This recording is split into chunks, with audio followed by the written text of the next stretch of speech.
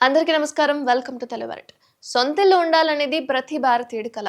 కానీ ప్రతి ఒక్కరూ కూడా ఇల్లు కొనేందుకు బ్యాంకు నుంచి గృహ రుణం తీసుకుంటూ ఉంటారు. అదే హోమ్ ఇన్సూరెన్స్. అందువల్ల కొత్త గృహం కొనుగోలుదారులకు గృహ రుణం అత్యంత ప్రాధాన్య ఎంపికలో కూడా ఒకటి ఉంటుంది. ఎందుకంటే ఇల్లు కొనుక్కోవాలి అనుకుంటారు కాబట్టి. అయితే హోమ్ లోన్ ప్రక్రియ ద్వారా వెళ్ళడం కొంచెం సవాలుగా ఉంటుంది. ఎందుకంటే ప్రతిసారి హోమ్ లోన్ కట్టాలి కాబట్టి. ముఖ్యంగా మొదటిసారి రుణం తీసుకునే వారికైతే మీరు మొదటిసారి గృహ రుణం తీసుకున్నట్లయితే గనక గృహ రుణం తీసుకునే ముందు కొన్ని జాగ్రత్తలు అనేవి చూసుకోండి. రుణం కోసం దరఖాస్తు చేయడానికి ముందు మీరు అర్హత సాధించారని నిర్ధారించుకోవడానికి క్రెడిట్ స్కోర్ అనేది వాటి యొక్క అవసరాలకు తనిఖీ చేయండి. అసలు ఎంత ఉంది ఏంటి అనేది. మీ క్రెడిట్ స్కోర్ అనేది మీ రుణ అర్హత వడ్డీ రేటుపై ప్రభావం ఖచ్చితంగా చూపిస్తుంది. అందుకే మీరు 750 లేదా అంతకంటే ఎక్కువ స్కోర్ను సాధించాలని ఓ లక్ష్యంగా అయితే పెట్టుకోండి. ఆ తర్వాత మీరు స్కోర్ తక్కువగా ఉంటే గనక రుణం కోసం దరఖాస్తు చేసుకోవడానికి ముందు దాన్ని మెరుగుపరచుకోవడానికి కొన్ని చర్యలు అనేవి తీసుకోండి. అంటే లోన్ తీసుకొని కరెక్ట్ టైంకి కట్టుకున్నారు అంటే స్కోర్ అనేది పెరుగుతూ ఉంటుంది.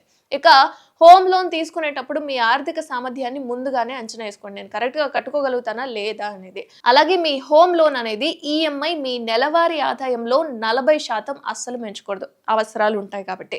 అందుకే మీ ఆదాయం ఆధారంగా మీరు ఎంత రుణం తీసుకోవచ్చో లెక్కించుకోవాలి. తర్వాత ఎంత రుణం తీసుకోవాలో అంచనా వేసుకున్నప్పుడు రిజిస్ట్రేషన్ కానీ, పన్నులు కానీ, లేదా బీమా కానీ ఈ మొదలైన అదనపు ఖర్చులు అనేవి ఎక్కువగా ఉంటాయి కాబట్టి అవి ఖచ్చితంగా గుర్తుంచుకోవాలి. రుణ ప్రక్రియలో భాగంగా ఇవి కూడా అవసరం. ఇక రుణదాతలు సాధారణంగా ఆస్తి విలువలో 10 నుంచి 20% వరకు డౌన్ పేమెంట్ ను అడుగుతూ ఉంటారు. ఇక మిగిలిన మొత్తాన్ని కూడా రుణంగా ఇవ్వగా డౌన్ పేమెంట్ ను రుణగ్రహీతంగా భరించాలి. అంటే ఎక్స్ట్రా పేమెంట్ లెక్కనే.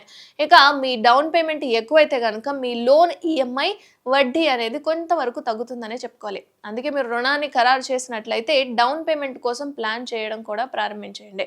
ఇక హోమ్ లోన్ తీసుకుంటున్నప్పుడు వడ్డీ రేటు, మీ లోన్ కాలపరిమితి, ప్రాసెసింగ్ ఫీజులు, లోన్ నిబంధనలు మొదలైన వాటిపై కూడా ఎక్కువ రుణదాతలు అందించే డీల్లను అయితే ఎల్లప్పుడూ సరిపోల్చుకోండి. అసలు ఎంతవరకు అవుతుంది, ఎంత మనం పే చేస్తున్నాం, ఎంత మనం లాస్ అవుతున్నాము, ఎంత వడ్డీ రేటు కడుతున్నాము, ఎంత పేమెంట్లో వెళ్ళిపోతుంది అన్న విషయాలన్నీ కూడా ఒకసారి చూసుకున్న తర్వాతే లోన్ అనేది తీసుకున్నారు అంటే తర్వాత మీకు సులువుగా అయిపోతుంది. ఇక లోన్ రేటులో స్వల్ప వ్యత్యాసం కూడా లోన్ వ్యవధిలో చాలా వరకు ఆదా చేయడంలో మీకు సహాయపడుతుంది అన్నమాట. ఈ విషయాలన్నీ కూడా అండ్ ప్రకటనలో చూపించే వాటితో పాటు రుణం ఎల్లప్పుడూ స్పష్టంగా పేర్కొనని అనేక నిబంధనలు, షరతులతో వస్తుంది. అన్ని మనకు క్లియర్ గా చెప్పరు. అయితే రుణగ్రహీతంగా మీరు లోన్ నిబంధనల ఫైన్ ప్రింట్ అనేది ఖచ్చితంగా చదవాలి, అర్థం చేసుకున్నాకే లోన్ తీసుకోవాలి. తద్వారా మీరు ఏ ఖర్చులు ఇమిడి ఉంటారో మీకు ఖచ్చితంగా తెలుస్తుంది.